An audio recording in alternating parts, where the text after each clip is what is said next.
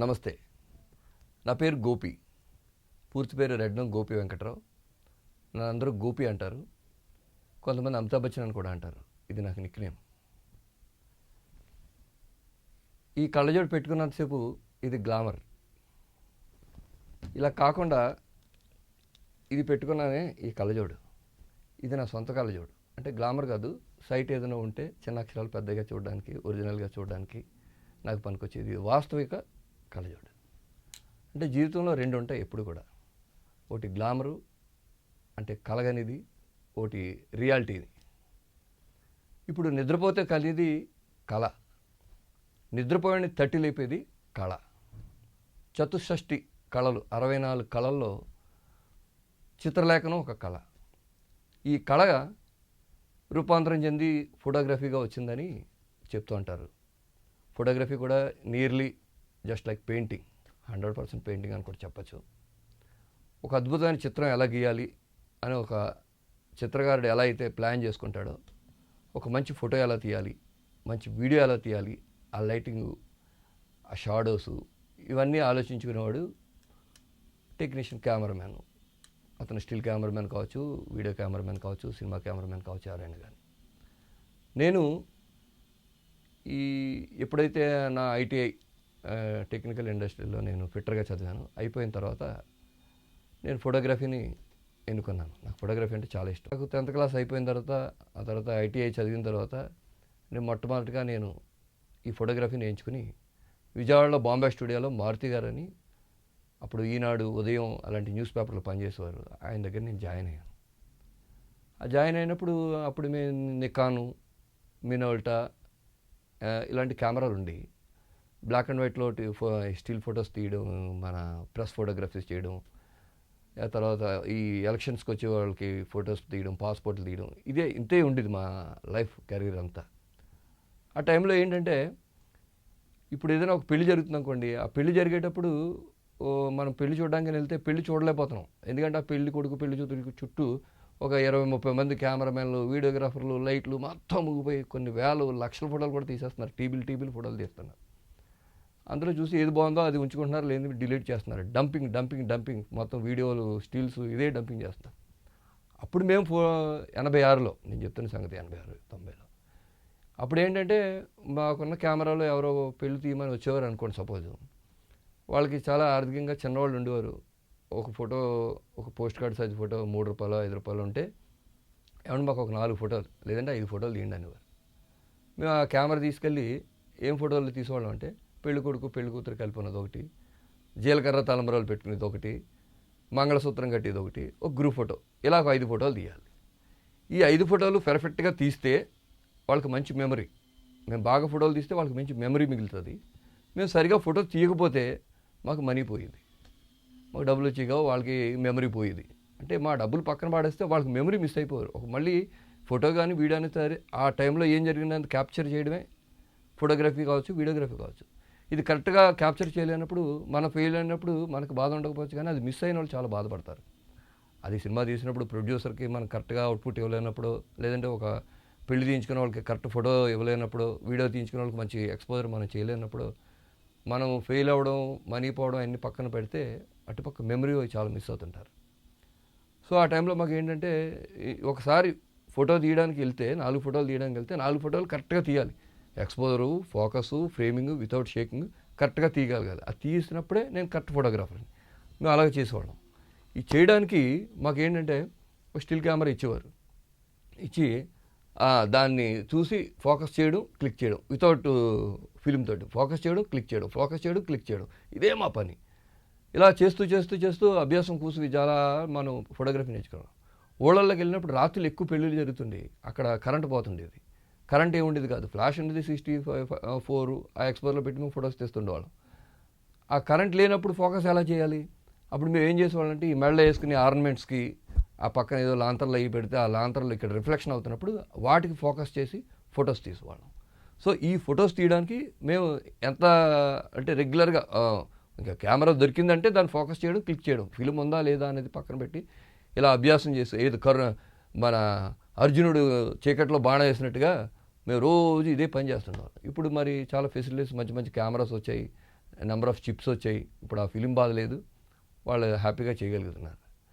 అంటే ఇప్పుడు ఎక్కువ నెంబర్ ఆఫ్ ఫొటోస్ తీసి బాగున్నది ఉంచుకోవడం, బాగాలేనిది డిలీట్ చేయడం, ఈ ఫెసిలిటీస్ వచ్చింది కాబట్టి ఇప్పుడు అంత శ్రమ లేకుండా, పైగా దానికి తోడు ఈ ఫోటో ఎలా తీయాలి, ఏం చేయాలనేది రకరకాల యూట్యూబ్లు చూసి ఇవన్నీ నేర్చుకోవడానికి ఛాన్సెస్ ఉన్నాయి. అప్పుడులో ఆ ఛాన్స్ లేదు. చేయాలంటే కష్టపడాలని నేర్చుకోవాలి అంతే. మేము ఇలాగే నేర్చుకున్నాం స్టిల్ ఫోటోగ్రఫీ అంతా. అసలు మనం వీడియోగ్రాఫరా, స్టిల్ ఫోటోగ్రాఫరా, డైరెక్టరా, ఇవన్నీ పక్కన పెడితే ఫస్ట్ మనం ఒక మనిషికి ఎథిక్స్, మారల్ ఎథిక్స్ చాలా ఎక్కువ ఉండాలి. ఈ ఫోటోగ్రఫీ కానీ వీడియోగ్రఫీ చేసి ఈ ఫీల్డ్స్లో తిరిగే వాళ్ళకి ఇంకా ఎక్కువ ఉండాలని నా అభిప్రాయం. ఇది ఎందుకు చెప్తున్నానంటే, మేము 90స్లో పనిచేసేటప్పుడు విజయవాడలో రంగా గారిది పెద్ద గొడవ అయింది. గొడవ అయినప్పుడు అక్కడ మర్డర్సు, ఈ లూటీలు, దహనాలు ఇలాంటివి జరిగినప్పుడు చాలా ఫొటోస్ మేము క్యాప్చర్ చేసినప్పుడు అది హాట్ టాపిక్ కాబట్టి తీసిన వెంటనే ఫోటో ఇమ్మీడియట్లీ దాన్ని వాష్ చేయడం, ఫొటోస్ ప్రింట్ వేయడం, పేపర్కి వేయగానే వచ్చేస్తుండే ఫుల్ ఫొటోస్. చాలా మ్యాగజైన్ దానికి చాలా అప్పట్లో మంచి, ఇప్పుడు చెప్పిన భాషలో టీఆర్పీలో చెప్పండి, అప్పుడు ఎక్కువ సర్క్యులేషన్ పేపర్స్ వచ్చి బాగా ఒక సెన్సేషనల్ న్యూస్ అయింది. ఎగ్జాక్ట్లీ 1 year తర్వాత ఆ లాస్ట్ సంవత్సరం ఇలా జరిగింది అని చెప్పడం కోసం అని చెప్పి ఈ ఫొటోస్ కావాలి, మళ్ళీ ప్రింట్ చేయాలని అడిగారు. ఎగ్జాక్ట్ సంవత్సరం క్రితం ఇలా జరిగింది అని చెప్పడానికి మళ్ళీ ఆ ఫొటోస్ వేయాలి కాబట్టి ఆ ఫొటోస్ మమ్మల్ని అడిగారు. ఈ పత్రికా యాజమాన్యం అడిగినప్పుడు మా గురువు గారు మారుతి గారు ఏం చెప్పారంటే, జనాలు ఒక విషయాన్ని మర్చిపోతున్నారు. అప్పుడు మర్డర్ జరిగింది, వీళ్ళు వాళ్ళని చంపారు, వాళ్ళు వీళ్ళని చంపారు, ఆ షాపులు కాల్చారు, ఈ షాపులు కాల్చారు, ఇట్లాంటి అన్నీ మనం అప్పటికది కరెంట్ అఫైర్ కాబట్టి మనం ఆ న్యూస్ ఇచ్చాం, పేపర్ ఇచ్చాం, అయిపోయింది. ఇప్పుడు 1 year అయిపోయింది. జనాలు అదంతా మర్చిపోయినప్పుడు మళ్ళీ ఈ ఫోటోలు వేసి మళ్ళీ ఈ గొడవలు అది ఎగ్గొట్టడం మంచిది కాదు. ఇలాంటి వాటికి దూరంగా ఉండాలని ఒక ఎథిక్స్ తోటి, ఒక నిబద్ధతతోటి ఆయన ఇవ్వలేదు ఆ ఫొటోస్. అప్పుడు మేము ఆ ఫోటోలు ప్రింట్ కొన్ని పేపర్స్లో మేము రాకుండా మా గురువు గారి ద్వారా మేము కూడా పాత్ర చేసుకున్నాం. అంటే ఎవరైనా ఒక టెక్నీషియన్కి మారల్ ఎథిక్స్ కూడా ఉండాలని చెప్తున్నా. ఇప్పుడు ఫోటోగ్రఫీ గురించి నేను చెప్పేంత, అంటే నేను ఇంత గొప్ప చేశాను, అంత గొప్ప చేశానని చెప్పుకునేంత కాదు. కానీ నాకంటే ముందు మా గురువుగారు మారుతి గారు, వాళ్ళ నాన్నగారు, వాళ్ళ అప్పుడు ఉన్నవాళ్ళు, అప్పట్లో అసలు ఫిల్మే దొరికేది కాదు, కొందామంటే డబ్బులు కూడా ఉండేది కాదు, చాలా కేర్సిటీగా ఉండేది.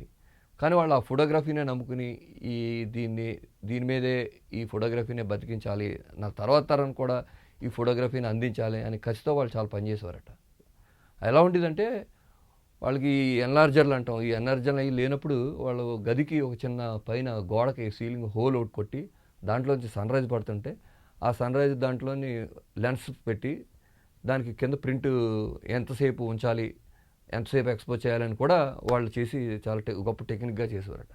అంటే టెక్నిక్ అనేది వాళ్ళు మేధాశక్తికి సంబంధించింది. ఇప్పుడు మనం అసలు దాని గురించి మనం ఊహించలేం, దాన్ని వాళ్ళు ఎలా చేశారనేది కూడా కొన్ని చెప్పలేం. అందుకని అప్పుడు ఫోటోలు, బ్లాక్ అండ్ వైట్ ఫోటోలు కానీ, అప్పుడు బ్లాక్ అండ్ వైట్ మూవీస్ కానీ ఇప్పటికే కళాఖండాలుగా మిగిలిపోవడానికి కారణం ఇంతకంటే గొప్ప ఉదాహరణ మనం ఏం చెప్పలేం.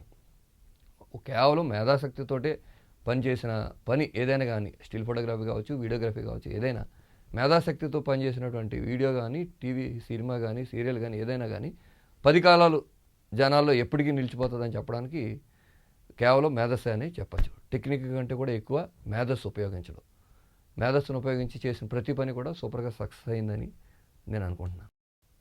ఈ స్టిల్స్ నుంచి వీడియోలోకి వచ్చినప్పటికీ ఏమైందంటే అండి, అప్పట్లో నేషనల్ 100 అని VHS కెమెరాస్ వచ్చాయి. ఇప్పుడు కెమెరాలాగా జస్ట్ 2 లైట్లు బౌన్స్ చేస్తానో, ట్యూబ్ లైట్స్లోనో, డే ఎలివేషన్లోనో బొమ్మలు వచ్చేవి కావు, వీడియో అసలు వచ్చేది కాదు. దానికి డైరెక్ట్గా 4 శనగాన్ని చేసి తీస్తేనే కానీ ఎక్స్పోజర్ వచ్చేది కాదనమాట. మళ్ళీ వైట్ బ్యాలెన్స్, వెనకాల ఏదైనా బర్న్ అయితే దానికి టైల్స్ ఇవన్నీ వస్తుండే. దాంట్లో ఇవి చేసేటప్పుడు ఈ పెళ్లి కొడుకు, పెళ్లి కూతురు, లేదంటే ఏదైనా ఒక ఆడియో ఫంక్షన్ మీన్స్ అప్పట్లో ఈ ప్రెస్ మీట్స్ అవి ఫంక్షన్స్ అవుతుండే. ఆ ఫంక్షన్స్కి అది వెళ్ళేటప్పుడు వాళ్ళకి డైరెక్ట్ లైట్లు వేస్తే అలా చూడలేకపోతుండేవారు. అయినా కానీ ఆ డైరెక్ట్ లైట్స్లోనే వేసి వాళ్ళకి ఆ చెమటది పట్టకుండా మధ్యలో ఎప్పుడు కావాలంటే అప్పుడు ఆఫ్ చేసి వాళ్ళకి ఒక టచ్అప్ క్లాత్ లాగా ఒక పెద్ద టవల్స్ అది ఇచ్చి సరిగ్గా మొహం తెచ్చుకోండి అని చెప్పి వీడియోలు తీస్తూ ఉండేవాళ్ళు. అప్పుడు ఏంటంటే VHS క్యాసెట్ వచ్చి, VHS క్యాసెట్ సోనీ ఇలా వచ్చేవి. దానికి 3 hours రన్ అవుతుండేది. మనకి ఆ 3 hours మేము షార్ట్అవుట్ చేసుకున్నాం. పెళ్ళి ఎంతసేపు తీయాలి, ఈ ఫంక్షన్ ఎంతసేపు చేయాలి, ఇలా చేసుకుంటూ ఆ 3 hours షూట్ చేసుకుని వచ్చేవాళ్ళం. ఆ విహెచ్ఎస్ అనేది అసలు మర్చిపోలేనటువంటి ఒక ఎక్స్పీరియన్స్. నేను ఈ విహెచ్ఎస్లో ఈ పెళ్ళిళ్ళు అవి తీస్తుంటే మా గురువు గారు మారుతి గారు, నువ్వు ఈ విహెచ్ఎస్ ఈ పెళ్ళిళ్ళు ఈ కార్యక్రమాలు ఇలాంటివి చేయడం కాదు, నీకు మంచి తీసి యాంగిల్స్లో కానీ దీంట్లో మంచి పట్టు అన్నది నేను గమనించాను.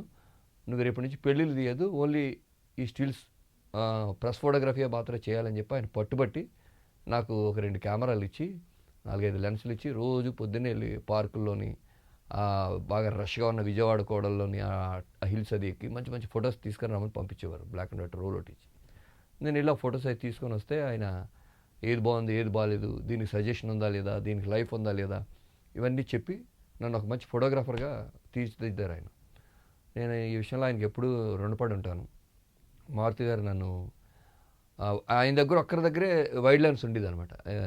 నికాన్లో ఒక వైడ్ లెన్స్ ఉండేది. ఆ వైడ్ లెన్స్ తోటి చాలా అద్భుతమైన ఫోటోలు తీసి, ఈ వైడ్ లెన్స్ వాడేటప్పుడు ఎప్పుడు వాడాలి ఎప్పుడు వాడకూడదు, బాగా దగ్గరికి వెళ్ళినప్పుడు డిస్ట్రాక్షన్ వస్తుంది, దీన్ని ఎందుకు వాడకూడదు, ఎక్కడ వాడాలి, ఇలా దాంట్లో ఉన్న టెక్నిక్స్ అన్నీ నేర్పించి దాన్ని మంచి స్టిల్ ఫోటోగ్రాఫర్గా చేశారు.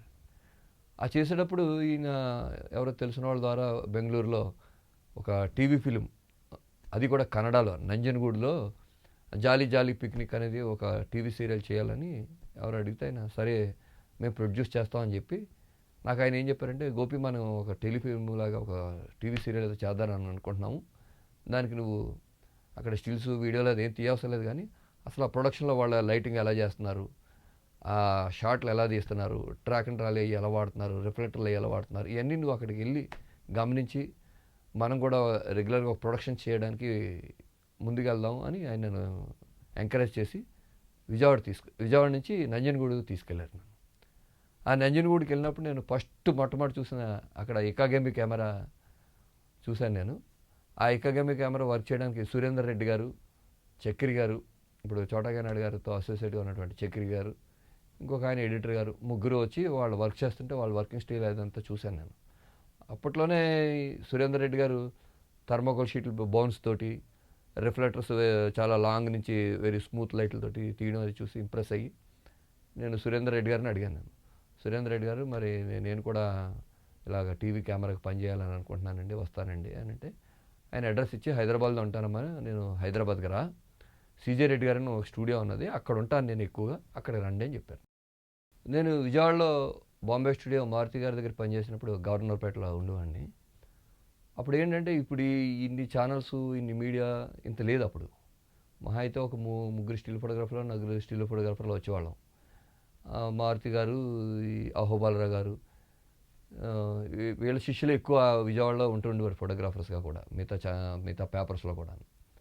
అప్పుడు ఇలా కెమెరాస్ రెంటల్స్కి ఇచ్చుకునే పరిస్థితి లేదు. ఎవరో ఒకళ్ళిద్దరి దగ్గర 2-3 చిన్న చిన్న కెమెరాలు ఉండేవి. ఆ కెమెరాలు కూడా చాలా మంచి కెమెరాలు వాడేవారు వాళ్ళు. ఆ మంచి కెమెరాలోనే ఫొటోస్ తీసేవారు.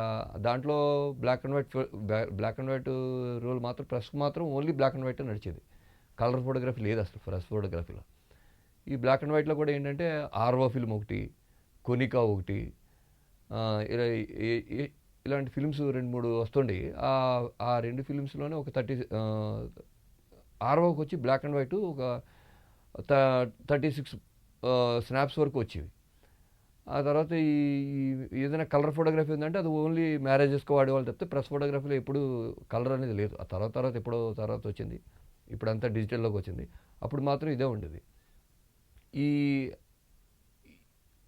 ఈ ఫిల్మ్ కూడా చాలా కాస్ట్ మూలని ఎక్కువగా ఎంప్లాయీస్ కూడా ఉండేవారు కాదు. ఈ పేపర్స్లో, న్యూస్ పేపర్స్లో ఫ్రీలాన్సర్గా ఒకళ్ళు ఇద్దరు ఉండేవారు. అది కూడా స్టూడియో ఓనర్స్ ఉండేవారు. వాళ్ళు ఏంటంటే స్టూడియోస్లో వచ్చి పాస్పోర్ట్లు ఫోటోలు తీసుకోవడానికి అదే కెమెరా వాడేవారు, ప్రెస్కి అవే కెమెరాలు వాడేవారు, మ్యారేజెస్కి అవే కెమెరాలు వాడేవారు. కాకపోతే లోపల నెగిటివ్ మారుతుండేది. ప్రెస్కి మాత్రం మ్యాక్సిమం అంటే మ్యాక్సిమం బ్లాక్ అండ్ వైట్ స్టిల్సే తీసేవారు. తీసి ఈ ప్రింట్స్ అవి ఆరబెట్టుకుని ఎక్కువ నెంబర్ ఆఫ్ ఫొటోస్ అయితే తీసేవారు కాదు. మా గురుగారు మారుతి గారు మాత్రం మ్యాక్సిమం 2-3 రోజులు ఏకంగా తీసేసి ఈయన ఫోటో తీసి ఈయనతో పాటు పనిచేసే మిగతా వాళ్ళకి కూడా ఈయన వాడని ఏదైతే యాంగిల్ ఉందో ఆ యాంగిల్ మిగతా వాళ్ళకి ఇచ్చేవారు. అవి ఫోటోల్లో ఈ పేపర్లోనే ఎస్టాబ్లిష్మెంట్ అవుతుండే అనమాట. నేను ఈ విజయవాడలో మారుతి గారి దగ్గర పనిచేసినప్పుడు బాంబే స్టూడియోలోని మారుతి గారికి ఎవరో చెప్పాను, సార్ ఇట్లా నేను ఈ టీవీది అది నాకు నేర్పించారు కదా, నేను ఆ టీవీలో కొద్దిగా వెళ్ళి ముందుకెళ్ళి నేర్చుకుందారు అనుకుంటున్నానండి, మరి ఇలా హైదరాబాద్ వెళ్దారనుకుంటున్నాను, సురేందర్ రెడ్డి గారిని అడిగాను, ఆయన రమ్మన్నారు, అంటే దానికే ఉందయ్యా చాలా ఆనందం అని చెప్పి ఆయన నాకు కొంత డబ్బులు ఇచ్చి పంపించారు. నేనేం చేసేవాడినంటే సైమల్టేనియస్‌గా ఈ వీడియో స్టిల్స్, వీడియోస్ తీస్తూనే బొంబాయి స్టూడియోలో ఆహ్, మార్వడీస్ దగ్గర అకౌంట్స్ కూడా రాసేవాడిని. రెయిన్బో మార్బుల్స్ అని ఒక మార్వడీస్‌ది ఒక కంపెనీ ఉండేది. దాంట్లో నేను అకౌంట్స్ కూడా రాసేవాడిని. డే టైమ్ అంతా అకౌంట్స్ రాసేవాడిని. సాయంత్రం 6 తర్వాతేమో ఈ స్టిల్స్ ప్రెస్ ఫోటోలు తీయడం, మధ్య మధ్యలో ప్రెస్ ఫోటోలు తీయడం.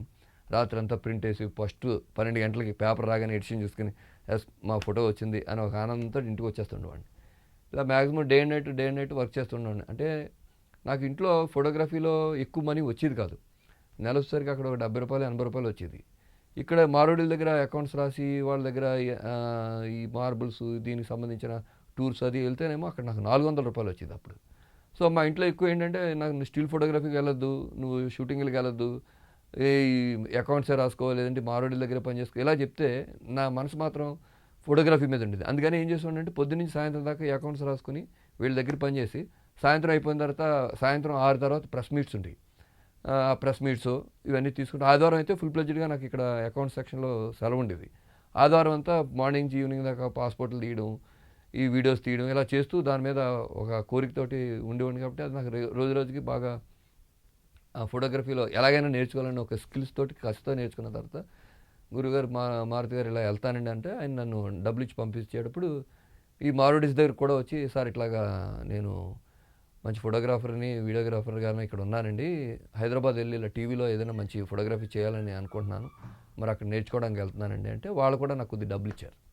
ఆ డబ్బులు తీసుకుని నేను హైదరాబాద్ వచ్చాను. హైదరాబాద్లో నాకు ఇక్కడ ఎవరు తెలిసిన వాళ్ళు లేరు. శ్రీనివాస్ అని నాతోటే స్టిల్ ఫోటోగ్రఫీ చేసే అతను దిల్షుక్ నగర్లో పురావస్తు శాఖ పనులు దాంట్లోని ఫోటోగ్రాఫర్గా జాయిన్ అయ్యాడు. అంటే వాళ్ళ నాన్నగారు చేసేవారు. ఆ జాబ్ తనకు వచ్చింది. తాను జాయిన్ అయితే వాడి ఇంటికి వచ్చాను, నేను రూమ్కి వచ్చా. నలుగురు కుర్రాళ్ళు, 100 చొప్పున 400 తోటి ఒక రూమ్లో ఉండేవాళ్ళం. నేనేంటంటే ఈ దీంట్లో ఉంటూ ఏ స్టూడియోలోకి వెళ్ళాలి, ఎక్కడికి వెళ్ళాలి, ఎవరి దగ్గరికి వెళ్ళాలి అని వెళ్ళి ముందు ఇక్కడ విజయవాడలో ప్లానింగ్ ఏం చేసుకున్నానంటే ఈ సూర్యేంద్ర రెడ్డి గారి దగ్గరికి ఒకటి వెళ్ళాలి, ఆయన నెంబర్ తీసుకున్నాను. చక్రి గారిని కలవాలి, చెన్నై వెళ్ళాలి, ఇలా రకరకాల ప్లాన్లు వేసుకున్నాను. ఆ తర్వాత బాబ్జీ గారు అని మూర్తి అండ్ సన్స్ ఒక స్టూడియో ఉండేది, అక్కడికి వెళ్ళాలా, ఇలా రకరకాల కన్ఫ్యూజన్స్తో ఎక్కడికి వెళ్ళాలో కరెక్ట్ ప్లేస్మెంట్ అయితే లేదు. హైదరాబాద్ వచ్చేసాను నేను. అప్పుడు బాబు స్టూడియో అని విజయవాడలో ఆయన ఏం చెప్పారంటే నువ్వు బషీర్బాగ్ వెళ్తే అక్కడ మీర్ గారని ఒక కెమెరామెన్ గారు ఉంటారు, ఆయన మంచి ఎడిటరు, కెమెరామెను, డైరెక్టరు, సో ఆయన వెళ్ళి కలు అని అన్నారు. కానీ నాకు ఎందుకని అప్పట్లో అడ్రస్ అది దొరకడం పట్టుకోవడం అది అవ్వలేదు. ఇలాగే తిరుగుతున్నప్పుడు నేను ఉదయం పేపర్లో పనిచేసినప్పుడు ఏంటంటే దాసనారాయణరావు గారితో మా చైర్మన్ గారు ఆయనతో కొద్దిగా అనుబంధం ఉండేసరికి చాలామంది నేను వచ్చిన కొత్తలో నువ్వు అమితాబ్ బచ్చన్లో ఉన్నావు, వేషాలు వేయచ్చు కదా, నీకు ఈ స్టిల్ ఫోటోగ్రఫీ ఎందుకు అనేసరికి మళ్ళీ అదేదో ఆశ మొదలయ్యి మళ్ళీ నేను అన్నపూర్ణ స్టూడియో, రామానాయుడు, పద్మలయ ఈ స్టూడియోలు అంతా తిరిగి నా ఫోటోలు ఏ ఉంటే ఆ ఫోటోలు అవి ఇచ్చుకుంటూ ఒకసారి దాసనారాయణ గారిని మళ్ళీ కలిశాను. దాసనారాయణ గారు కలిసి గురువుగారు ఇలా వచ్చేసానండి విజయవాడ నుంచి, నాకు ఏదైనా మంచి వేషం కావాలండి అంటే సరేనయ్యా నేను సూర్యగఢ్ సినిమా తీస్తున్నాము, నువ్వు రామానాయుడు స్టూడియోకి రా అన్నారు. నేనేమో దిల్షుక్ నగర్లో ఉండేవాడిని. రామానాయుడు స్టూడియోకి అప్పటికే ఈ 15 రోజులు అటు ఇటు తిరగడంలో నా దగ్గర ఉన్న మొత్తం డబ్బులు ఖర్చు అయిపోయాయి. రామానాయుడు స్టూడియోస్కి నడుచుకుంటూ వెళ్ళాను నేను. పొద్దున్న 3 గంటలు లేచి ఒక 2 hours ఎంత నడుచుకుంటా వెళ్ళాను. అక్కడ దాసనారాయణ గారు కలిశారు. గోపి ఇవాళ కదమ్మా రేపు కలుద్దాం అన్నారు. ఇలా రేపు ఎల్లుండాలి అంటే వాళ్ళ షెడ్యూల్లో నా క్యారెక్టర్ ఎప్పుడు ఏంటనేది పక్కన పెడితే ఇంక రోజు నేను తిరగడానికి అలసిపోయి ఇంక నా వల్ల కాదు, ఈ వెంటనే నేను ఎక్కడైనా ఒక మంచి ప్లేస్లో ముందు ఒక జాబ్ ఒకటి చూసుకోవాలని చెప్పి ఈ శ్రీనివాస్ తోటి రే నాకు ఎలాగైనా సరే జాబ్ కావాలరా అని అన్నా. అతనంటే గవర్నమెంట్ జాబ్లో ఉన్నాడు. జాబ్ అంటే ఎక్కడ వస్తుందో ఇప్పుడు జాబ్ కుదరదు కదా, ఎక్కడైనా ట్రై చేద్దాం అన్నాడు. ఈ టైంలో ఏమైందంటే నేను ప్రెస్ ఫోటోగ్రాఫర్లో పనిచేసేటప్పుడు విజయవాడలోనే హరీష్ గారని ఒక రైటర్ ఉండేవారు. ఆయన ఇక్కడ ప్రభు గారని పీటీవీ స్టూడియోలో ఒక స్టూడియోలోని రైటర్గా పనిచేస్తున్నారు. ఆయన నాగేంద్రదేవ్ గారు అని తెలిసి శ్రీనివాస్ ద్వారా నాగేంద్ర గారు హరీష్ని కలిస్తే వాళ్ళిద్దరూ విజయవాడ నుంచి వచ్చాడండి, ఇతను స్టిల్ ఫోటోగ్రాఫరు ప్లస్ వీడియో కూడా చేస్తున్నాడు, మన పీటీవీ స్టూడియోలో పెట్టుకుందాం అని చెప్తే ప్రభు గారు రికమెండ్ చేస్తే నన్ను ప్రభు గారు జాయిన్ చేసుకున్నారు. ఇది 1991-92 ఆ టైంలో జాయిన్ అయ్యాను నేను. జాయిన్ అయినప్పుడు ఆయన అప్పుడు నా ప్లస్ పాయింట్ ఏంటంటే మా స్టూడియోలో అంతా ఎక్కువ ముస్లిమ్స్ ఉండేవారు. అంటే మా జునేద్ కానీ, ఆరిఫ్ కానీ, సమీర్ కానీ, దయాకర్ కానీ వీళ్ళంతా ఎక్కువ హిందీ ఎక్కువ వచ్చేది వాళ్ళకి, నాకు తెలుగు ఎక్కువ వచ్చేది. ఈయన అంతా తెలుగు సింగిల్ ఎపిసోడ్స్, అప్పట్లో సీరియల్స్లో సింగిల్ ఎపిసోడ్స్ ఉంది. సింగిల్ ఎపిసోడ్స్ అంటే అప్పుడు సింగిల్ ఎపిసోడ్ తీయడానికి వారం రోజులు షూటింగ్ చేసేవారు. షూటింగ్ చేయడానికి చాలా ప్లానింగ్ ఉండేది. ప్రతిదీ షార్ట్ బై షార్ట్ ప్లానింగ్ చేయడం, కాస్ట్యూమ్స్, మేకప్, డైరెక్షన్ డిపార్ట్మెంట్ ప్రతిదీ హోంవర్క్ చేసేటప్పుడు ఇదంతా తెలుగులో స్క్రిప్ట్ అది రాసినప్పుడు ఈ ఫెయిర్ చేయడానికి, జిరాక్స్లు చేయడానికి ఆ కాపీలను తీసుకొచ్చి నాకు ఇచ్చేవారు. గోపి జిరాక్స్లు చేయించాలి, లేదంటే ఈ ఫెయిర్లు చేయాలి, రేపు పొద్దున పలానా గుడికి వెళ్తున్నాం అక్కడ షూటింగ్ చేయడానికి ఏమేం కావాలి ఇవన్నీ రాసుకోనేసరికి నాకు ఇంకా ప్లస్ పాయింట్ అయిపోయింది. ఓహో, నేను కరెక్ట్ దారిలో పడ్డానని చెప్పి విసుకోకుండా డే అండ్ నైట్ నేను కూర్చొని రేపు పొద్దున ఏదైనా ఒక సింగిల్ ఎపిసోడ్ చేస్తున్నారంటే నేను ఆ స్క్రిప్ట్ అంతా నేను ముందు చదివేసేవాడిని. చదివి ఓహో ఈ సింగిల్ ఎపిసోడ్ చేస్తున్నారు, దీనికి ప్రాపర్టీస్ ఇవి కావాలి, దీనికి ఇవి కావాలని మొత్తం అన్నీ నేను రాసుకుని లొకేషన్స్ కూడా మా గురువుగారు ప్రభు గారితో సార్ ఆ లొకేషన్స్ అయ్యి నేను చూస్తానండి, నేను తిరుగుతానండి అంటే ఆయన నాకు ఒక చిన్న వ్యాన్ ఒకటి ఇచ్చేవారు. యూసుఫ్ అని ఒక డ్రైవర్ ఉండేవాడు. ఆ వ్యాన్ ఇస్తే ఆ వ్యాన్ తోటి తిరిగి నేను చుట్టుపక్కల చూసి సార్ మన సీరియల్లో లేదంటే మన ఎపిసోడ్లో ఈ ఈ సీన్కి ఈ గుడి బాగుంటుందండి, ఇది బాగుంటుందండి అంటే ఆయన నన్ను కోఆపరేట్ చేసి నన్ను ప్రొడక్షన్లో ఎక్కువ ఇన్వాల్వ్ చేసేవారు. నాకు తెలుగు రావడం అదొక పెద్ద ప్లస్ పాయింట్ అయింది. దానివల్ల నేను తొందరగా ఈ టీవీ ఇండస్ట్రీలో పాతుకుపోవడానికి, ఒక రకంగా చెప్పాలంటే పాతుకుపోవడానికి నాకు హెల్ప్ అయింది. అప్పుడేంటంటే ఈ ఇంత పెద్ద పెద్ద అంటే లో లైట్లో కూడా క్యాప్చర్ అయ్యే కెమెరాలు రాలా. ఈ ఇకాగేమి కెమెరాలు, మా కెమెరాలు వచ్చి మన ఇంకా నిజం చెప్పాలంటే ఇకాగేమి కెమెరాల కంటే కొద్దిగా బెటర్ కెమెరాస్ ఉండేవి. ప్రభు గారి దగ్గర ఏంటంటే మిగతా కెమెరాస్ కంటే కూడా ఇకాగేమి కెమెరాస్ కంటే ఈ దగ్గర కొంచెం బెటర్ కెమెరా ఉండేది. హిటాచి C1, హిటాచి C2 అని ఒక 2 కెమెరాలు ఉండేవి అనమాట. దాంట్లో టేప్ వచ్చి లో బ్యాండ్ టేపు, ఇంత పెద్ద టేప్ ఉండేది. అది ఇప్పుడు ఇంత చిన్న చిప్లోకి వచ్చింది వీడియో అంతా. అప్పుడు ఇంత పెద్ద టేప్ ఉండేది. ఆ టేప్లో ఓన్లీ 20 మినిట్స్ రికార్డింగ్ అయ్యేది. ఆ టేపులు ఒక 5-6 టేపులు షూట్ చేస్తాను కానీ ఒక 20 మినిట్స్ అవుట్పుట్ వచ్చేది కాదు. ఈ క్రమంలో ఏంటంటే షూట్ చేసేసిన తర్వాత రష్ అంతాని తీసుకొచ్చి ఎడిటింగ్ చేసేటప్పుడు ప్లేయర్ ఒకటి ఉండేది, రికార్డర్ ఒకటి ఉండేది. ప్లేయర్లో ఈ రష్ అంతా చూస్తూ రికార్డర్లో ఎక్కడి నుంచి ఎంతవరకు కావాలో ఇన్ పాయింట్ అవుట్ పాయింట్ ఇచ్చుకుని దీన్ని పంచింగ్ చేసుకుని ఎడిటింగ్ చేసేవారు. కరెక్ట్గా 22 నిమిషాల ఎపిసోడ్ అవుట్పుట్ రావాలంటే వీళ్ళు 22 నిమిషాల అవుట్పుట్ మాత్రమే వచ్చేటట్టు వాళ్ళు క్యాల్కులేట్ చేసుకుని ఈ డైలాగ్ ఇన్ని సెకండ్స్ ఉంది, ఈ వాకింగ్ ఇన్ని నిమిషాలు ఉంది, ఇట్లా ప్రతిదీ రాసుకుని చాలా మైండ్ క్రియేటివిటీగా ఆలోచించి పనిచేసేవారు అప్పుడు కెమెరామెన్స్ కానీ ఎడిటర్లు కానీ. అప్పుడు జనరల్గా ఎవరైతే కెమెరామెన్ డైరెక్టర్ ఆఫ్ ఫోటోగ్రఫీగా ఉండేవారో వాళ్ళే ఎడిటింగ్ చేసుకునేవారు. చాలా బ్రెయిన్తో వర్క్ చేసేవారు అప్పుడంతా. అప్పుడు ఈ క్రమంలో ఏమైందంటే ఒక 22 నిమిషాలు ఎడిట్ చేయాల్సినటువంటి ఫుటేజ్ని 24 నిమిషాలు 25 నిమిషాలకు పని చేస్తే మళ్ళీ మొదటి నుంచి ఎడిటింగ్ చేయాల్సి వచ్చేది. ఎందుకంటే అప్పుడు దీనిలో మధ్యలో కట్ అండ్ పేస్ట్ లాగా ఉండేది కాదు. మళ్ళీ మొత్తం అంతా రీ ఎడిటింగ్ చేయాల్సి వచ్చేది. సో రీ ఎడిటింగ్ చేయాలంటే మళ్ళీ మ్యాక్సిమం మంచి ఎడిటర్ అయితే ఒక 4-5 అవర్స్, కొద్దిగా అటు ఇటుగా ఎడిటర్ అయితే 1 డే కూడా పట్టేసేది. ఈ క్రమంలో కరెక్ట్గా నువ్వు 22 నిమిషాలు ఎడిటింగ్ చేయాలంటే 22 నిమిషాలకి ఎన్ని సెకండ్స్ ఏ షాట్ పెట్టాలి, ఏ షాట్ తర్వాత ఏ షాట్ పెట్టాలి, ఏది అని ప్రతిదీ మ్యూజిక్తో పాటు ఫేడ్ ఇన్ ఫేడ్ అవుట్లతో పాటు ప్రతిదీ రాసుకుని బుర్రతో ఆలోచించి, అంటే రేపు పొద్దున్న ఎడిట్ చేయబోయేది లేదంటే రేపు పొద్దున్న షూట్ చేయబోయేది ఎంత షూట్ చేయాలి అనేది ప్రతిదీ A to Z pin to pin, ఒక ఓపెనింగ్ కార్డు దగ్గర నుంచి శుభం కార్డు దాకా ప్రతిదీ ఒక డైరెక్టర్కి, డైరెక్టర్ ఆఫ్ ఫోటోగ్రఫీకి, ఒక ఎడిటర్కి అందరికీ మైండ్లో ఉండేది. అది మామూలు వర్క్ కాదు, అది చాలా జీనియస్. దాని గురించి ఎంత చెప్పినా ఇప్పుడు వాళ్ళకి మరి ఎంతవరకు అర్థమవుతుందో నాకైతే తెలియదు. ఎందుకంటే ఇప్పుడు తాను టీబీస్ షూట్ చేసుకుంటూ పోయి దాన్ని తీసుకెళ్ళి డంప్ చేసుకుని ఎడిట్ చేసి అబ్బాయి ఇది లేదు చాలా ఎక్కువ అయిపోయింది ఇంకా ఎడిట్ చేద్దాం, లేదు ఇది తక్కువ వచ్చింది మళ్ళీ ఎడిట్ చేద్దాం, ఇక్కడ ఈ సీన్ అవసరం లేదు తీసేద్దాం, ఈ కట్ అండ్ పేస్ట్ అనేది చాలా ఈజీ వర్క్ అయిపోయింది.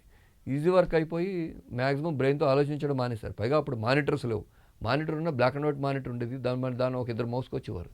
మళ్ళీ దాంట్లో ఆడియో ఉండేది కదా, దానికి ఆడియోకి మళ్ళీ వేరే కేబుల్ పెట్టి వినేవారు. ఇప్పుడు ప్రతిదీ లైవ్ చూడగలుగుతున్నాం, లైవ్ చూస్తూ లైవ్ షూట్ చేయగలుగుతున్నాం జస్ట్ బౌన్స్ లైట్లో. అప్పుడు బౌన్స్ లైటింగ్ అనేది లేదు. మ్యాక్సిమం ఒక క్లోజప్ తీయాలంటే 2 జూనియర్లు 4 బేబీలు చెమట పట్టకుండా చేస్తుండేవారు. ఈ ఆర్టిస్టులు కూడా ఎలా ఉండేవారంటే సార్ నా నెక్స్ట్ సీన్ ఏంటి, నా నెక్స్ట్ షాట్ ఏంటని వీళ్ళు చదువుతూనే ఉండేవారు. మేము పనిచేసినప్పుడు అయితే ఈ శిల్ప, శృతి గారు, సుమ వీళ్ళైతే 5-6 సూట్ కేసులు తెచ్చుకునేవారు. ఏమిటంటే ఆ సూట్ కేసులో వాళ్ళ కాస్ట్యూమ్స్, వాళ్ళ చెప్పులు, వాళ్ళ మ్యాచింగ్ డ్రెస్సులు, వాళ్ళ మ్యాచింగ్ ఆర్నమెంట్స్ అన్నీ వాళ్ళు తెచ్చుకుని వాళ్ళు అన్నీ చూసుకుని వాళ్ళు కూడా ఇన్వాల్వ్ అయ్యి సార్ స్క్రిప్ట్లో నాది ఎక్కడి నుంచి ఎంతవరకు ఉంది, నేను ఏం చేయాలి అని వీళ్ళంతా ప్రతి డైలాగ్ అప్పుడు నో ప్రాంప్టింగ్ లేదు. ప్రతిదీ డైలాగ్ వాళ్ళ కంటదా పట్టుకుని దాన్ని అర్థం చేసుకుని దాంట్లో జీవించేవారు.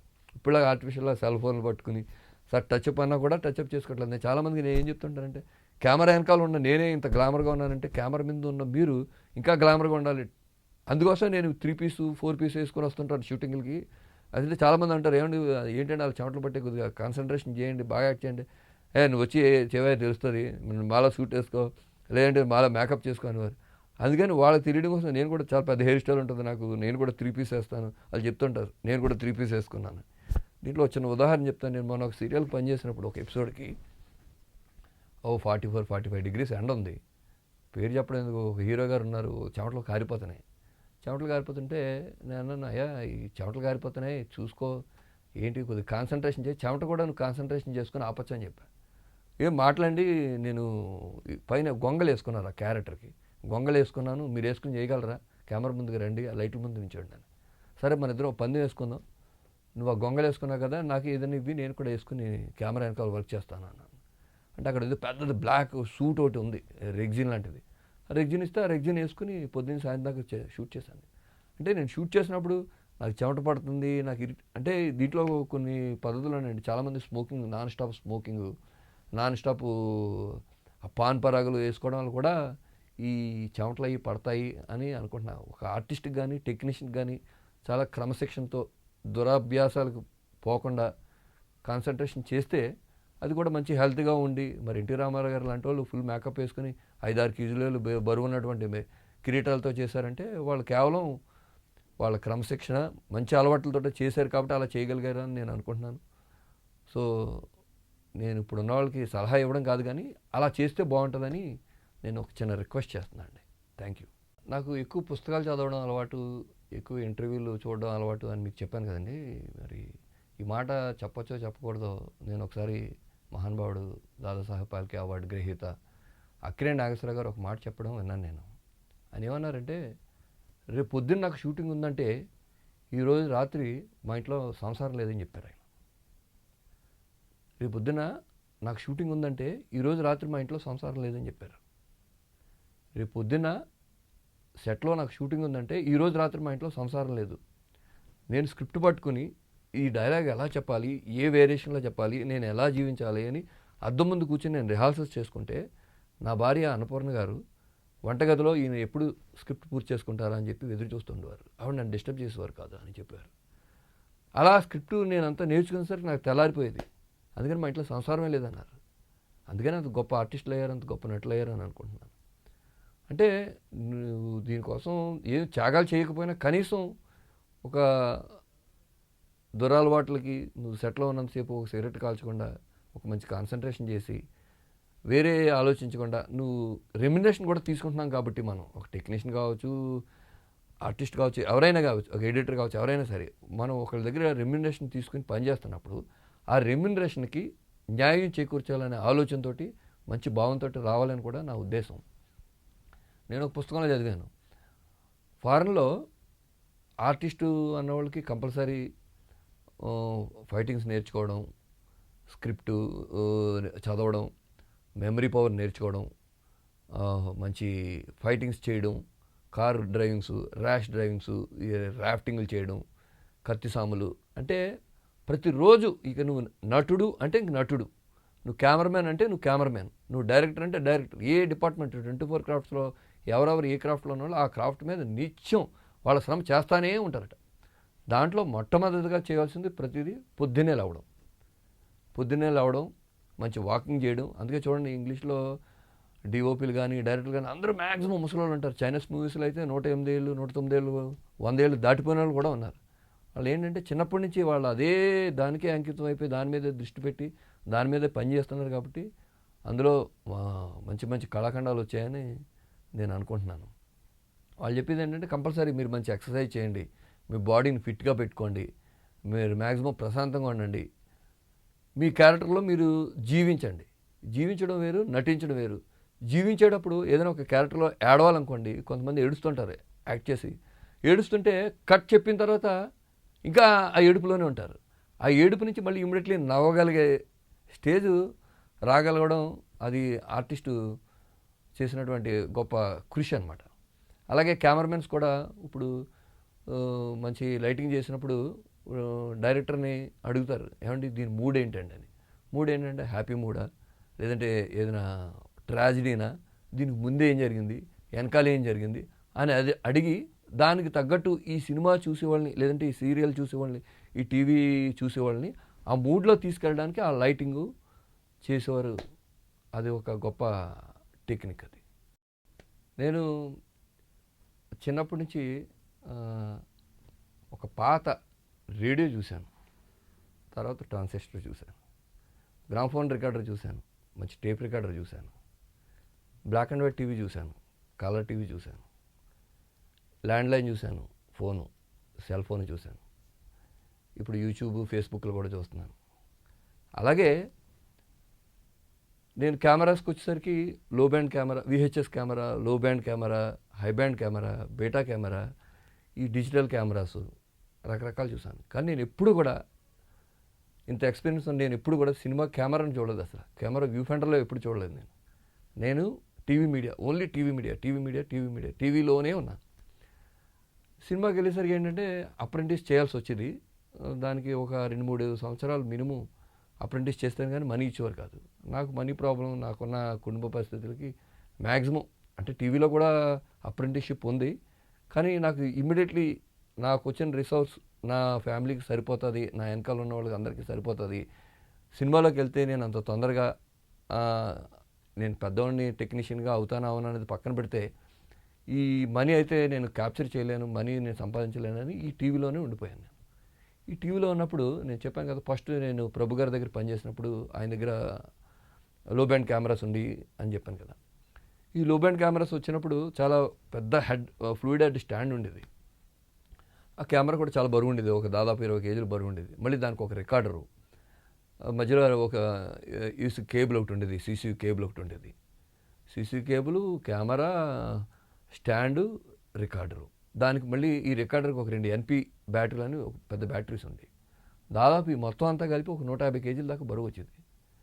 అప్పుడు కెమెరా అసిస్టెంట్ పొద్దున్నే లగ్గానే స్టాండ్ తుడుచుకోవడం, రికార్డర్ తుడుచుకోవడం, రికార్డర్కి ఛార్జింగ్ అయిన బ్యాటరీలు పెట్టి రికార్డర్ పనిచేస్తుందా లేదా చెక్ చేసుకోవడం, టేప్ వేసి టేప్ రికార్డ్ చేసి ఒకసారి రివైండ్ చేసి టేప్ రికార్డింగ్ కరెక్ట్గా అవుతుందా, లేదంటే ఏదైనా హెడ్ లాక్ అని ఏదైనా డస్ట్ అది పడితే హెడ్ లాక్ అయిపోయేది, మొత్తం అంత గీతలు అయితే వస్తాయి, హెడ్ లాక్ అవుతుందా, హెడ్ కరెక్ట్గా ఉందా లేదా, హెడ్ క్లీన్ చేసామా లేదా, ఈ స్టాండ్ అది కరెక్ట్గా మొత్తం థ్రెడ్డింగ్లు వాటిలో జర్క్ లేకుండా స్మూత్గా తిరుగుతుందా లేదా, ఇలా దాదాపు ఒక కెమెరా మ్యాన్ తోటి ఒక కెమెరా అసిస్టెంట్ షూటింగ్ వెళ్ళాలంటే మినిమంలో ఒక 2 hours ఈ హోంవర్క్ ఉండేది.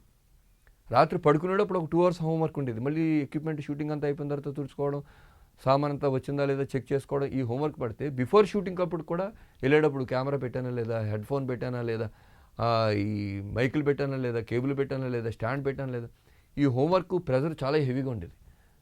ఏంటంటే అప్పుడు కెమెరా అసిస్టెంట్ ఒక్కడే ఉండేవాడు, రికార్డిస్ట్ ఒక్కడే ఉండేవాడు, ఒక అప్రెంటిస్ ఎవరైనా ఉంటే దూరంగా ఉండేవారు, కెమెరా దగ్గరికి కూడా రానిచ్చేవారు కాదు. అంటే కెమెరా ఒక ప్లేస్ నుంచి ఒక ప్లేస్ షిఫ్ట్ చేయాలంటే stand, fluid head stand, camera, recorder వేసుకుని సింగిల్ అసిస్టెంట్ మోయాల్సి వచ్చేది. అది ఎంత ఎండ అయినా, అది ఒక 40 degrees ఎండ అయినా కానీ చక్కగా ఏదో మన వెన్నుల్లో తిరుగుతున్నట్టే ఫీల్ అయ్యి పని చేసాం కాబట్టి, ఆ పని మీద ప్రేమ ఉంది కాబట్టి నేను పని నేర్చుకోగలిగానేమో అని నేను అనుకుంటున్నాను. అంటే ఇప్పుడున్న వాళ్ళు నేను వేరే కించపరచడం కాదు, కానీ నేను కెమెరా అసిస్టెంట్లు ఫస్ట్ రాగానే వస్తారు, ఆ కెమెరా మీద చేసేటప్పుడు ఏరే తుడిసి అన్నాళ్ళు అయిందిరా అని అడుగుతుంటాను నేను ఫస్ట్. ఎందుకంటే నాకు ఇప్పటికీ నా కెమెరా బ్యాగ్లో ఇప్పటికీ కెమెరా తొడడానికి, లెన్స్ తుడుచుకోవడానికి ఒక చర్మాస్ లెదర్ క్లాత్, మార్కింగ్ చేయడానికి ఒక వైట్ పెన్సిల్, ఆ వైట్ పెన్సిల్, రెడ్ పెన్సిల్ 2-3 పెన్సిల్స్ని పెట్టుకుంటాను నేను. ఎందుకంటే ఫైనల్ మార్కింగ్ ఈ అలవాటు మాకు మొదటి నుంచి స్టార్టింగ్ పాయింట్. ఇప్పుడు కొంతమంది అసిస్టెంట్ చాలా గ్రేట్ అసిస్టెంట్లు ఉన్నారు, వితౌట్ మార్కింగ్ కూడా బ్రహ్మాండంగా చేస్తున్నారు, అలా లేరని అనట్లేదు. కానీ కొంతమంది ఏదో వచ్చాం, పని చేసాం, వెళ్ళిపోయాం అంటున్నారు. అంటే లాంగ్ లివింగ్ ఉండాలనుకున్న వాళ్ళు, మంచి పెద్దవాళ్ళు అవ్వాలని అనుకున్న వాళ్ళు కొద్దిగా క్రమశిక్షణతో పని చేస్తే చాలా గొప్ప గొప్ప కెమెరామెన్స్ వస్తారు అని నేను అనుకుంటున్నాను. ఇదివరకు ఏంటంటే టీవీ కెమెరా వేరేగా ఉండేది, సినిమా కెమెరా వేరేగా ఉండేది. ఇప్పుడు డిజిటలైజ్ వచ్చిన తర్వాత సినిమా కెమెరామెన్, అప్పుడు నేను సినిమాటోగ్రఫర్ని అని చెప్పుకునే ఛాన్సు దీంతో వచ్చేసింది. ఇప్పుడు ఎవరైనా గమ్మున నన్ను సినిమాటోగ్రఫర్ గోపి గారు అంటే నేను చెప్తాను, సార్ నేను సినిమాటోగ్రఫర్ కాదండి, నేను టీవీ కెమెరామ్యాన్ అండి అని చెప్తాను. కానీ ఇప్పుడు కూడా నేను ఎస్ ఐ కెన్ డూ, నేను సినిమాలు చేయగలను అనే ధైర్యం నాకు ఎలా వచ్చిందంటే, నేను చెప్పగలను నేను సినిమా చేయగలను అంటే 100% నేను చేయగలను అని చెప్తాను. ఎందుకంటే డిజిటల్లోకి వచ్చింది కాబట్టి కెమెరా ఫిల్మ్ పోయి డిజిటల్లోకి వచ్చింది కాబట్టి నాకున్న ఫ్రేమ్ సెన్స్ తోటి, నాకున్న లైటింగ్ సెన్స్ తోటి, నాకున్న వర్క్ కమిట్మెంట్ తోటి తక్కువ టైంలో ఎంత అవుట్పుట్ బాగా ఇవ్వగలను, తక్కువ బడ్జెట్లో ఎంత అవుట్పుట్ బాగా రిచ్గా చూపించగలను అనే ఒక కాన్ఫిడెన్స్తో ఉన్నాను కాబట్టి నేను 100% నేను సినిమా చేయగలనని కాన్ఫిడెన్స్తో నేను చెప్పగలను. నేను మన జిఆర్ ప్రభు గారి దగ్గర, మీర్ గారి దగ్గర, చోటా నాయుడు గారి దగ్గర, సురేందర్ రెడ్డి గారి దగ్గర, పిఆర్కే రాజు గారు, ఇలా చాలామంది గొప్ప గొప్ప కెమెరామెన్లతో పనిచేసినప్పుడు వాళ్ళ వర్కింగ్ స్టైల్స్ ఎవరెవరు ఎలా పనిచేస్తున్నారు అనేది కొద్ది కాన్సన్ట్రేషన్ చేసి నేర్చుకోగలిగి నేను ఇంకా ఇప్పటికీ గెట్న్ అవుతున్నాను అనే ఒక కాన్ఫిడెన్స్తో ఉన్నాను. నేను స్టార్టింగ్లో మా ప్రభు గారి దగ్గరికి వచ్చినప్పుడు ఆయన ఏంటంటే 2 సన్గాన్స్ లెఫ్ట్ రైట్ 2 బౌన్సులు పెట్టి థర్మోకోల్ షీట్ తోటి చాలా అత్యద్భుతంగా తీసేసేవారు. ఆయనే ఆటోలో వేసుకుని కెమెరా అలా లెన్స్లో ఆయన వ్యూ ఫ్రంట్లో చూసుకుని లెన్స్ మీద మొత్తం కమాండ్ తోటి సింగిల్గా ఆయన ఓన్గానే మొత్తం ఫోకస్ అది చేసుకుంటూ ఈ టైట్ రేంజ్లో ఎంత పెద్ద సీరియల్ అయినా చేసేవారు. ఆ టైంలో 1992లో ఎండమావులని ఒక అద్భుతమైనటువంటి సీరియల్ చేశారు ఆయన. కేవలం 2 సన్గన్స్ తోటి మొత్తం చేస్తారు. ఇండోర్ అంటే అంతా సన్గన్స్, బయటకు వస్తే 2 థర్మోకోల్ షీట్లు, మ్యాక్సిమం ఒక రిఫ్లెక్టర్ పేపర్ యూజ్ చేసి తీశారు. నేను అదే స్టూడియోలో పనిచేస్తున్నప్పుడు మీర్ గారి దగ్గరికి వెళ్ళినప్పుడు మీర్ గారు ఏంటంటే ఒక 6 లైట్లు అది ఒక కాంట్రాక్ట్లో వచ్చాయి అనమాట. మా సిజే రెడ్డి గారి దగ్గర కావచ్చు, లేకపోతే పద్మిని, ప్రగతి, రామకృష్ణ ఎమెటిక్స్, ఇలా రకరకాల యూనిట్ల నుంచి లైట్స్ వచ్చి ఎలా వచ్చి 4 జూనియర్లు, 4 2KVలు, 4 బేబీలు, 4 1KVలు ప్లస్ సాఫ్ట్ బాక్సులు ఇవన్నీ వచ్చి ఇవన్నీ లైట్లతోటి ఆయన పనిచేసేవారు. నేను కన్ఫ్యూజ్ అయిపోయింది. ఈయనేమో 2 సన్గాలతో తీస్తున్నారు, ఈయన వచ్చి ఇన్ని లైట్లతో తీస్తున్నారు అని ఈ నేర్చుకోవడానికి. ఓహో, సన్గాన్స్తో తీసినప్పుడు ఈ లో లైట్లో వాడినప్పుడు, ఈ న్యాచురల్ సోర్స్ వాడినప్పుడు ఈ రేంజ్లో పనిచేయాలి, ఇంత బ్రాడ్ రేంజ్ పెట్టినప్పుడు న్యాచురల్ సోర్స్ లేనప్పుడు ఈ లైట్లతోటి ఎక్కడెక్కడి నుంచి ఈ లైట్ వాడుతున్నారు, ఇన్ని లైట్లు వాడాలి అని నేను ఇద్దరి దగ్గర డిఫరెంట్ స్కూల్స్లో నేను నేర్చుకున్నాను. చోటా నాయుడు గారితో 96లో జెమినీకి అప్పుడు ఫస్ట్ శాటిలైట్ ఛానల్ జెమినీ, దానికి ఆయనేమో ఏజెంట్ విక్రమ్ అని ఒక సీరియల్ చేశారు. సినిమా కంటే పెద్ద బడ్జెట్, సినిమా కంటే పెద్ద టెక్నిక్స్ తోటి పనిచేసిన సీరియల్ అది. మొట్టమొదటి చేసిన సీరియల్, చాలా పెద్ద సీరియల్. ఆయన దాంట్లో రెయిన్ ఎఫెక్ట్లు ఉండి, ఫైర్ ఎఫెక్ట్లు ఉండి, మళ్ళీ కార్ చేజింగ్స్ ఉండి, అన్నీ ఉండి, అంటే ఒక 10 సినిమాలు చేసిన 20 సినిమాలు చేసిన ఎక్స్పీరియన్స్ నాకు ఆ ఒక్క సీరియల్లోనే వచ్చింది. నేను ఎప్పుడైతే చోటా నాయుడు గారితో ఏజెంట్ విక్రమ్ సీరియల్ దగ్గర పనిచేశానో ఆ తర్వాత ఎవరి దగ్గర కూడా నేను కెమెరా అసిస్టెంట్గా ఇంక నేను పనిచేయలేదు. అంటే అంత కాన్ఫిడెన్స్ వచ్చింది. ఆయన దగ్గర 2-3 లారీలు లైట్లున్నా పనిచేసేవారు, లైట్లు లేకపోయినా పనిచేసేవారు, పరిగెడుతూ పనిచేసేవారు, ఈ క్రేన్స్ లేకపోయినా కూడా పనిచేసేవారు, క్రేన్స్ ఉన్నా పనిచేసేవారు, ఏ ఎక్విప్మెంట్ ఉన్నా చాలా వెగ్రస్గా పనిచేసేవారు. అంటే ఒక కెమెరా దగ్గర వినయం, చేతులు కట్టుకోవడం అనేది పక్కన పెడితే కెమెరా దగ్గర ఎంత రఫ్గా ఉండాలి, ఎంత స్మూత్గా హ్యాండిల్ చేయాలి, రెండు ఆయన దగ్గర నేర్చుకుని ఆయన దగ్గర నుంచి నేను బయటకు వచ్చిన తర్వాత మేధావి అని జెమినీకి ఒక సీరియల్, ఆ తర్వాత చాలామందికి చాలా సీరియల్స్లో చేసినప్పుడు ఇవన్నీ నేను అప్లై చేశాను. నాకు వచ్చిన ప్రొడ్యూసర్స్ ముందే చెప్పేవారు, ఏమండి గోపి గారు, మాకు ఇంతే బడ్జెట్ ఉంది, ఇన్ని రోజులే మేము షూటింగ్ చేయాలన్నప్పుడు ఆ బడ్జెట్ ప్రకారం నేను ప్లానింగ్ చేసుకుని ఈసారి ఈరోజు ఈ లైట్లు వాడదాం, దీనికి ఈ లైట్ వాడద్దు, దీనికి ఈ కార్లు పెడదాం, దీన్ని ఇలా చేద్దామని ఈ మా గురుగారు ఎవరైతే ప్రభు గారు, మీర్ గారు, చోటా నాయుడు గారు, వీళ్ళందరూ ఎక్స్పీరియన్స్తో వాళ్ళ అప్లై చేసిన విధానాలన్నీ నేను నేర్చుకుని నేను మంచి అవుట్పుట్ ఇచ్చాను. నేను 86 నుంచి ఇది 2016, ఇంచుమించుగా ఒక 30 ఇయర్స్ ఇండస్ట్రీ లాగా. నా ఎక్స్పీరియన్స్లో నా కెమెరామెన్ ఎక్స్పీరియన్స్ ఎంత ఉందో దానికంటే ఎక్కువ ఎక్స్పీరియన్స్ అసిస్టెంట్గా ఉంది. ఇప్పుడు వచ్చి 2 రోజులు, 3 రోజులు, 4 రోజులు నేర్చుకుని ఇమ్మీడియట్లీ కెమెరామెన్స్ లేదంటే డైరెక్టర్స్ లేదంటే ఎడిటర్స్ అయిపోతున్నారు. అంటే వాళ్ళకి ఆ నాలెడ్జ్ ఉండొచ్చు, గ్రేట్. కానీ మాకు ఏంటంటే అసిస్టెంట్గా అన్ని సిచ్యువేషన్స్, అన్ని ఎక్స్పీరియన్స్లు చూసిన తర్వాత నా నాలెడ్జ్లో నా దగ్గరికి ఎవరైనా ఒకళ్ళు వచ్చి, సార్ మనం 4Kలో తీయాలండి, 10Kలో తీయాలండి, 12Kలో తీయాలండి అంటారు. సో సార్ ఫస్ట్ మీ బడ్జెట్ ఎంత ఉంది, మీరు దేంట్లో రిలీజ్ చేయాలనుకుంటున్నారు అని ఇవన్నీ అడుగుతాను నేను ఫస్ట్. సార్ ఇంత బడ్జెట్లో తీస్తే ఈ కెమెరాకి మీకు వర్కౌట్ కాదు, ఈ బడ్జెట్లో తీస్తే మీకు ఇది అవుతుంది, మీరు ఎందుకు 4Kకి వెళ్ళాలి, ఎందుకు 2Kకి వెళ్ళాలి, మీరు చేసేది టీవీ సీరియల్ వస్తుందా, యాడ్ వస్తుందా, థియేటర్లోకి వస్తుందా, మీకు ఏం కావాలో అది తెలుసుకుని రండి. అంతేగాని ఆయన ఎవరో 12K వాడాడు, ఆయన 4 కెమెరాలు పెట్టాడు, ఈయన 3 కెమెరాలు పెట్టాడు, ఆయన 5Dలో తీశాడు సినిమా, నేను కూడా 5Dలో తీసేస్తాను, ఆయన రెడ్లోకి వెళ్ళాడు, మనం రెడ్ వాడదాం, వాళ్ళేమో ఇది వాడారు, మనం కూడా అదే వాడదాం. ఒకళ్ళని చూసి మనం అదే చేద్దాం అని అనుకోవద్దు. మనకి ఏం కావాలి, మన బడ్జెట్ ఎంత ఉంది, మన సబ్జెక్ట్ ఏముంది, అవన్నీ ఒకసారి 1కి 10 సార్లు ఎక్కువ హోంవర్క్ చేసుకుని ముందుకెళ్తే మనం ఎలాంటి ఇబ్బందులు లేకుండా ముందుకు హ్యాపీగా వెళ్ళిపోవచ్చు. అంతేగాని బడ్జెట్ తక్కువ ఉండి లేదు రన్నింగ్లో చూద్దాం, ఈ బడ్జెట్ పెడదాం, ఈ కెమెరా వాడదాం అని అనవసరంగా పెద్ద పెద్ద వాటికి వెళ్ళకుండా మనకి ఏ బడ్జెట్లో ఏ కెమెరా ఏది సింక్ అవుతుందో దాంతో చేసుకోవడం బెటర్. అలా అని చెప్పి వాళ్ళు ఎవరో సెల్ ఫోన్లో కూడా సినిమాలు తీసేసారని చెప్పి నేను కూడా సెల్ ఫోన్లో సినిమా తీసేస్తాను, దీంతో తీస్తే బొమ్మలు రావంటే ఇంక దానికి ఎవడో ఏం చేయలేరు. కొద్దిగా ఆలోచించుకుని ఇప్పుడున్న ఫెసిలిటీస్ తోటి, అది యూట్యూబ్ కావచ్చు, లేదంటే సీనియర్ కెమెరామెన్స్ ఉన్నారు, వాళ్ళని ఎవరినైనా కనుక్కొని మీ దగ్గర బడ్జెట్ ఏముంది, మీ దగ్గర సబ్జెక్ట్ ఏముంది, దేంట్లో చేస్తే ఫైనల్గా అవుట్పుట్ 100% నేను రీచ్ అవుతాను అని తెలుసుకుని దాంట్లో మీరు ఫిల్మే కావచ్చు, టీవీయే కావచ్చు, ఆన్లైన్ షో కావచ్చు, ఏదైనా సరే దాని జోలికి వెళ్తే బాగుంటుందని నేను అనుకుంటున్నాను. ఇప్పుడు ఏంటంటే ఎలా చేయాలి అని తెలుసుకోవడం కంటే కూడా ఎలా చేయకూడదు అని తెలుసుకోవడం అనేది చాలా చాలా ఇంపార్టెంట్.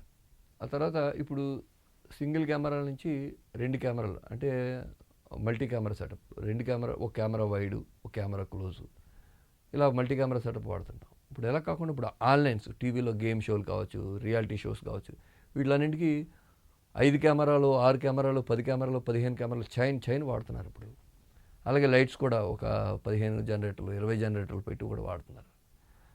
అంటే మనకు ఆ సెట్టు, ఆ ఆప్షను అయినప్పుడు మనం అది 100% వాడుకోవచ్చు. ఇప్పుడు కెమెరాకి ఏంటంటే ఆన్లైన్ బాడీస్ ఉంటాయి, ఆన్లైన్ బాడీలకి రికార్డర్లు ఇక్కడికి వచ్చి ఆజాకీ ప్రో లైవ్ వాడుతున్నాం, 2, 3 వాడుతున్నారు. ఇప్పుడు కొంతమంది ఏం చేస్తున్నారంటే 15 కెమెరాలు ఆన్లైన్ కెమెరాలు అంటే 15 కెమెరాలకి ఐఎస్ఓ రికార్డర్లు పెడుతున్నారు. అంటే 15 అక్కడ మీకు ఎన్ని షాట్లు కావాలి, ఏ షాట్ కావాలి, ఏది వాడాలి, ఏది ఐఎస్ఓ ఉండాలి అనేది కాకుండా ఉంది బడ్జెట్ వెళ్తూ ఉంది. అలా కాకుండా నా దగ్గరికి వచ్చేవాళ్ళు ఏంటంటే నేను ఎలా ఆలోచిస్తానంటే, సార్ మనకి బడ్జెట్ ఎంత ఉంది, ఈ ఆన్లైన్ అవుట్పుట్ ఎంత ఇవ్వాలి, దీంట్లో ఎన్ని కెమెరాలు అవసరము, ఎంతమందికి ఇవ్వాలి. నా ఫస్ట్ కండిషన్ ఏంటంటే నా దగ్గరికి వచ్చిన వాళ్ళు ఎవరికైనా సరే నాతో పని చేయించుకుంటే నేను మ్యాక్సిమం మీకు అనవసరమైన అన్నీ తగ్గించి అత్యంత రిచ్గా చూపించడానికి నేను ప్లాన్ చేస్తాను.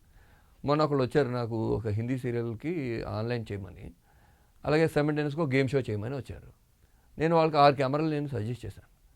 అతను ఏమన్నాడంటే, సార్ మేము బొంబాయిలోని మినిమం 15-16 కెమెరాలు వాడతామండి, మీకు ఆన్లైన్ వచ్చా అన్నాడు. అంటే నేను ఎప్పుడైతే తక్కువ కెమెరాలు చెప్పానో అతను మొత్తం నా డిఓపి పోస్ట్ మీద అతనికి డౌట్ వచ్చింది.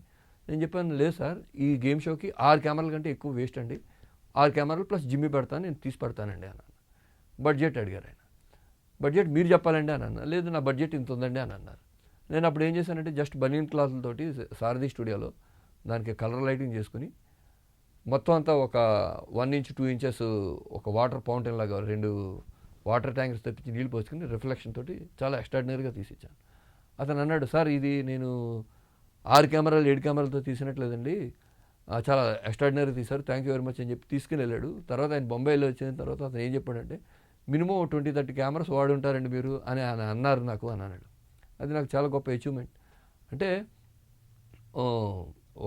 ఒక కెమెరామ్యాన్ ఇప్పుడు వైడ్ షాట్కి ఒక క్లోజ్ పెట్టాం అనుకోండి, ఇదే కెమెరా వైడ్ ఉన్నప్పుడు టక్మని ఈ కెమెరా కలిపి 4-5 షాట్లు ఇవ్వగలిగే ఒక మంచి కెమెరామ్యాన్ పెట్టుకుని మనం షూట్ చేసుకోగలిగితే 2-3 కెమెరాలు మినిమం మనం తగ్గించుకోవచ్చు. ఇప్పుడు ఆన్లైన్లో మ్యాక్సిమం ఎక్కువ కెమెరాలు వాడుతున్నారని నా ఉద్దేశం. అఫ్కోర్స్ క్వాలిటీ పెరుగుతుందని చెప్తున్నారు, బడ్జెట్ పెరుగుతుందని చెప్తున్నారు. కొద్దిగా క్వాలిటీ తగ్గించుకుని, అంటే ఇప్పుడు మంచి మంచి ఎల్ఈడి లైట్స్ వచ్చాయి, మంచి థీమ్స్ వచ్చాయి కాబట్టి జనరేటర్స్ తగ్గించుకుని, కెమెరాస్ తగ్గించుకుని, వర్క్మెన్షిప్ కెమెరామ్యాన్లో కానీ డైరెక్టర్స్ కానీ వర్క్మెన్షిప్ ఇంకొద్దిగా ఎక్కువ ప్లానింగ్ చేస్తే మంచి అవుట్పుట్ వస్తుంది తక్కువ బడ్జెట్లో అని నేను అనుకుంటున్నాను.